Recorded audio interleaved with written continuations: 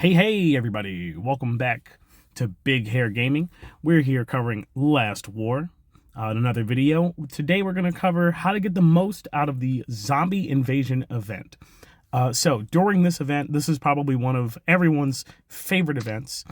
During the zombie invasion, basically a whole bunch of little zombie money guys will invade your server, and you get to run around and kill them and get tons and tons of money.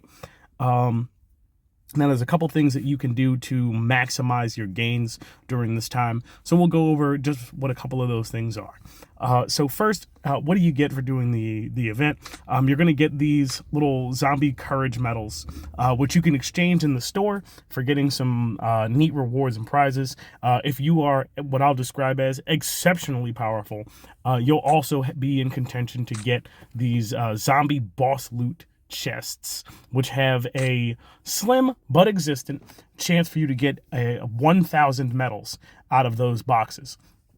20% chance to get an epic thing. I don't think that I've beaten a level 80 enemy, even with the help of some of the strongest folks in my alliance. But we're steadily pushing towards it, and I anticipate that once season 2 starts for my server, that we'll start being able to plunk away at some of those. Right now, I think the strongest that I can tackle solo is around the 55 to 60 range. Maybe with help, probably pushing up into the 65 to 70 range, but I don't think I've broken 75, and I'm pretty certain that I haven't gotten 80. Maybe with the strongest person in my alliance server, who's like the third strongest on the server as a whole. But otherwise, currently unattainable for myself. But so with those medals, you can go into the store. There's a bunch of stuff that's here. But I'll start with the things that I recommend buying straight off the bat. Right away, super cheap, very necessary, is going to be these 50 staminas. We're going to go ahead and grab all of those. It's only 30 medals. That's just a few attacks to give you an extra bonus 150 stamina for you to continue to use throughout the event. The next most available, I've already grabbed it, is going to be these universal weapon shards. So if you have the special weapon for any of the characters, if you've completed season 1 or you're within season 1, that's going to be your Kimberly, your Diva, and Tesla will have the special weapons that you'll be able to utilize, so you'll want to grab those. Easy pick for those. Then it kind of goes down the priority queue.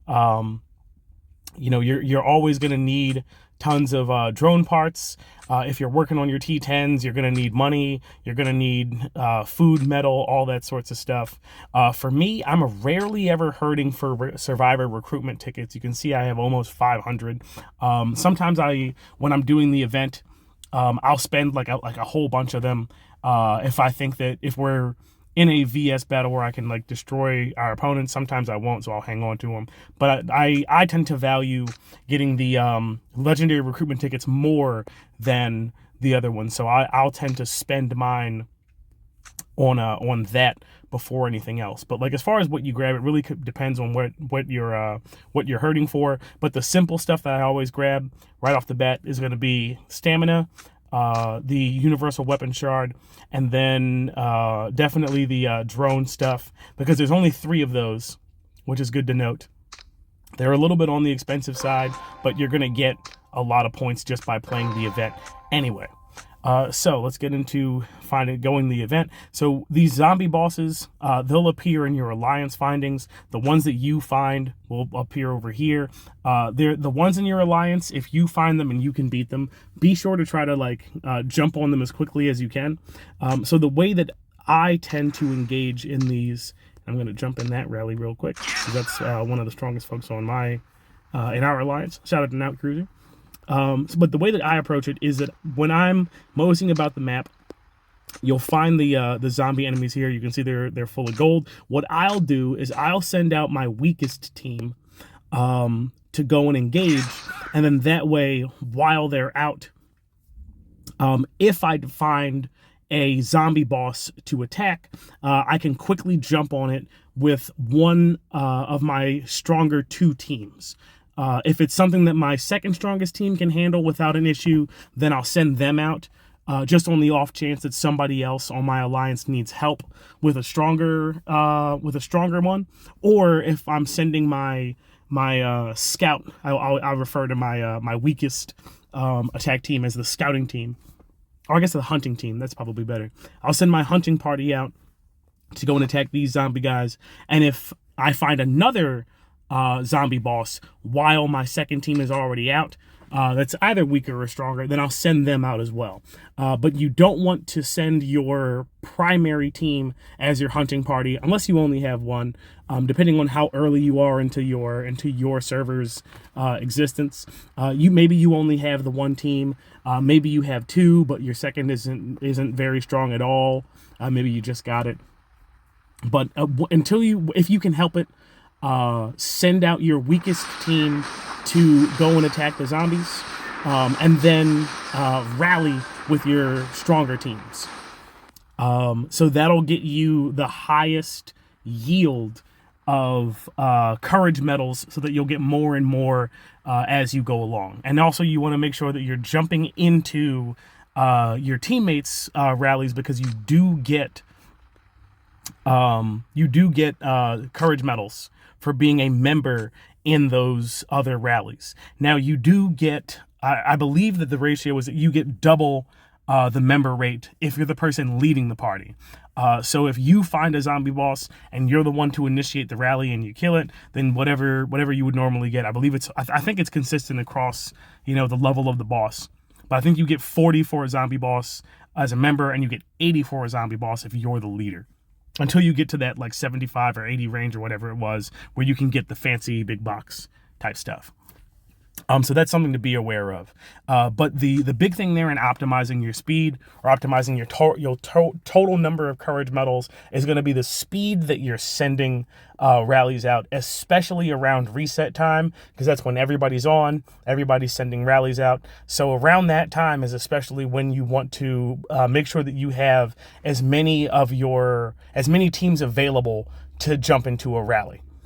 So that's one thing to be aware of. So another thing is, you do have 2 free staminas that you can utilize per day. But additionally, one thing that I often forget is that you do have the option to buy stamina. Now you see, I tend to stack my smaller ones. So I'll tend to have tons to use, but I also have a sizable number of gems. So it's not uncommon for me to take advantage of that and buy some of the stamina here just to get that extra boost. I will say that there is almost no other time that I use my gems to buy stamina. Unless it's with good reason, there's not really a big purpose in doing it.